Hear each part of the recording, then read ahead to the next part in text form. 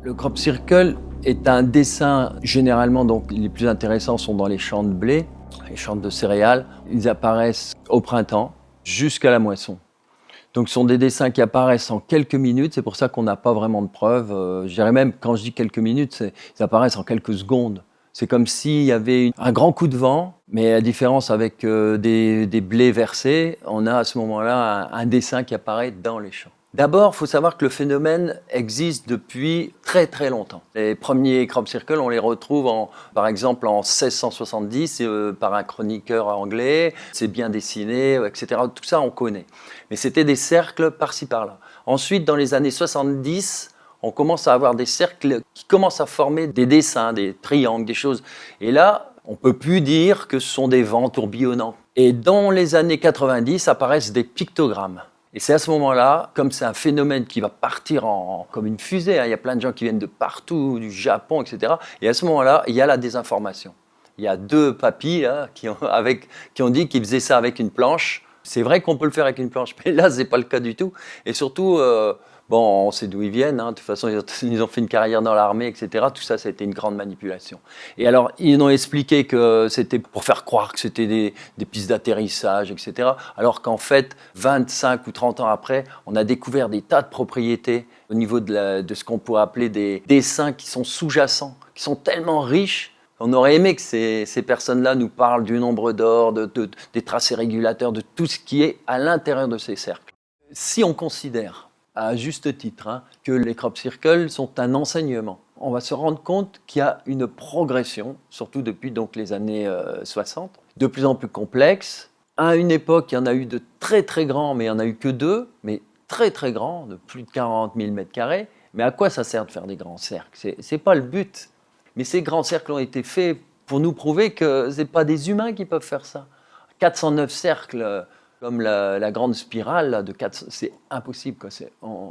Et en plus, avec d'une beauté, d'une précision mais incroyable. Quoi. Les ingénieurs et les architectes anglais, ils ont essayé de voir combien ça pouvait coûter. On n'imagine pas, c'est énorme parce qu'il n'y a pas de traces. Et si on imagine un commando avec des GPS, etc., pouvoir faire quelque chose d'aussi précis, mais ils vont se marcher dessus. Ils vont écraser les blés, enfin c'est pas possible, surtout la nuit.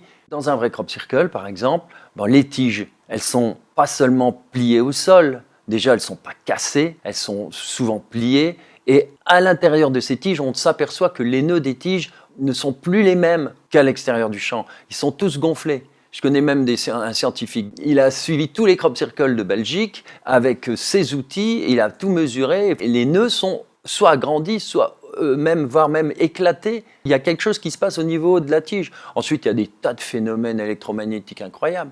Et il y a parfois même des tiges qui sont pliées avant d'être rabattues au sol.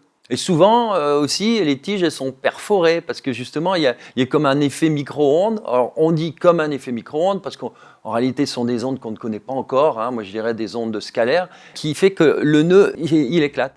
Et au niveau, par exemple, de la végétation, des expériences ont été faites. Et les grains de blé ou de maïs qui ont germé donc en même temps que ceux de l'extérieur du champ, on s'est aperçu qu'ils poussaient beaucoup plus vite. Les tiges ne sont pas couchées au sol de façon aléatoire. Elles sont entrelacées de manière relativement complexe.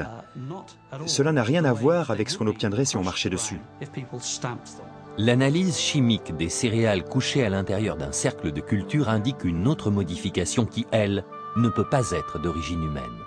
Il y a plein de phénomènes. Et la Terre même, elle est différente. Par exemple, quand il neige, vous allez avoir la forme du crop circle qui va réapparaître à cet endroit-là.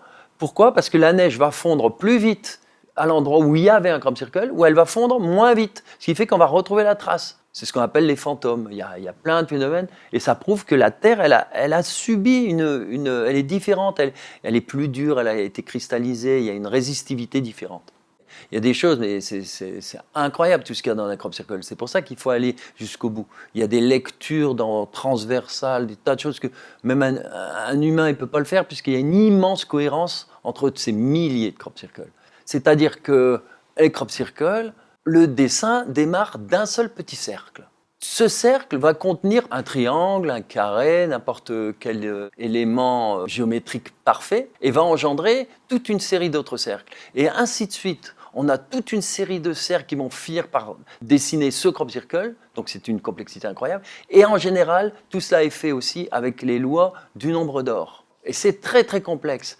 Et ça va même encore plus loin que ça. On a remarqué par exemple en géométrie que tous les crop circles des années qui étaient des pictogrammes, il y a quelqu'un qui s'est amusé à faire ça. Il a recensé toutes les formes, les rapports entre les différentes formes. Parce qu'à l'époque, les pictogrammes, c'était quelques cercles. Eh bien, quand on compare ces formes entre elles, on a ce qu'on appelle des rapports. Et ces rapports, on s'est rendu compte c'était des rapports diatoniques. C'est-à-dire qu'à chaque fois, ça correspondait à des notes de musique. Ce sont des particularités incroyables. Aucun humain aurait pu penser à faire ça. Et c'est pas possible de faire ça, c'est trop compliqué. En plus, on s'aperçoit que les dessins à l'intérieur, non seulement ils utilisent les nombres d'or, ils utilisent des formules mathématiques, mais d'une beauté incroyable, mais en plus, il y a des jeux entre différentes formes, entre ces formes et d'autres crop circles qui vont réapparaître. Ça se complète. D'année en année, on a des choses qui se correspondent, mais dans le subtil. C'est-à-dire qu'il faut vraiment analyser au fond pour se rendre compte.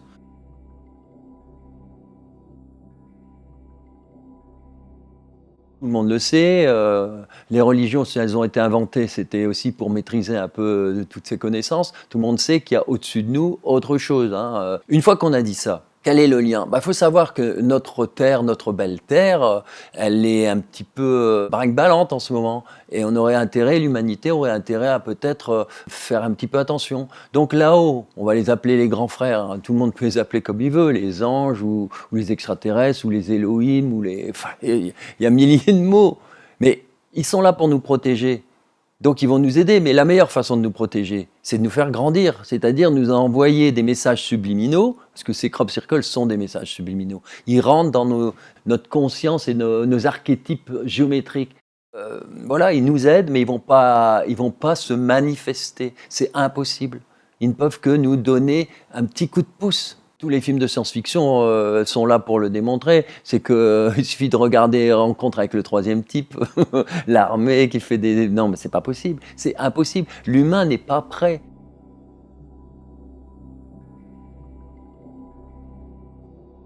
Il faut imaginer qu'on a notre plan.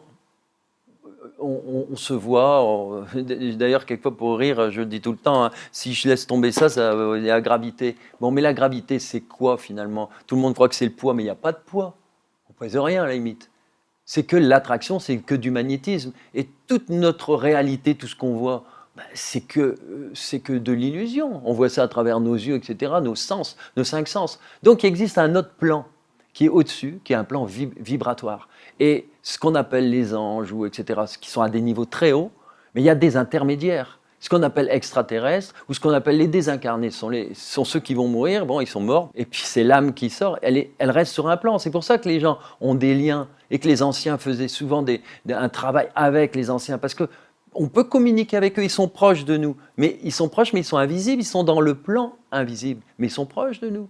Et quand Jésus disait le monde des cieux, mais le monde des cieux, c'était ce monde invisible, mais lui pour l'époque, mais c'était encore plus dur que pour maintenant. Comment il pouvait expliquer, lui qui a vu les atomes, il a tout vu, lui, il a vu la roche transparente, il a vu les cellules du corps, mais comment il pouvait expliquer ça à son époque? Donc il a donné des images au royaume des cieux, mais en fait c'est qu'on est dans un autre monde vibratoire.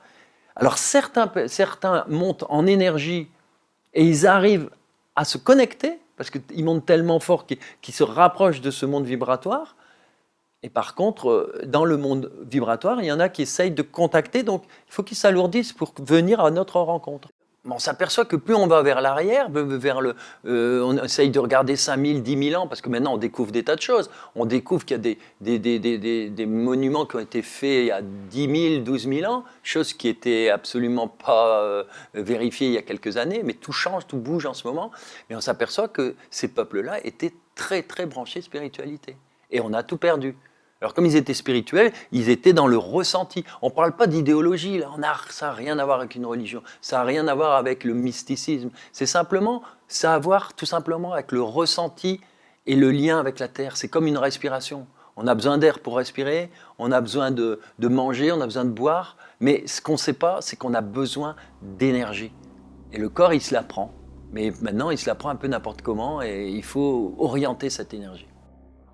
Notre conscience ne peut s'ouvrir que si on prend en effet conscience de tout l'héritage des anciens, de comprendre quand on a perdu quelque chose. Les gens croient qu'on est un corps humain, les religions nous ont fait croire qu'on était un corps. Non, c'est pas ça du tout. On est d'abord un esprit qui utilise un corps. Quand on aura compris ça, tout changera, parce que ça veut dire qu'on est beaucoup plus grand que le corps. On est autre chose.